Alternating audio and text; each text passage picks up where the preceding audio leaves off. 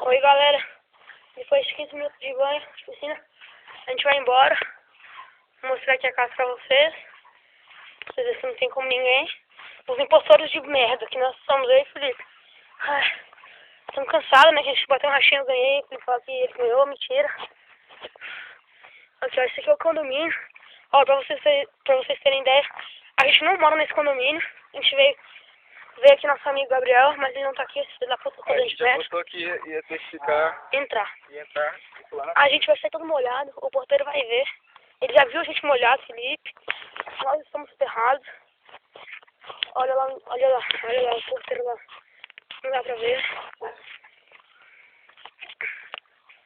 gente vai dar um zoomzinho ali, ó. Naquela cabaninha de merda lá. Dá pra ver. Eu vou falar que eu tô tirando foto. Dá pra ver? Pronto. A gente vai dar uma andada aqui pelo condomínio pra ver se dá uma secada procurando alguma outra coisa pra zoar. Eu Então, vou colocar gente. Brasília, merda.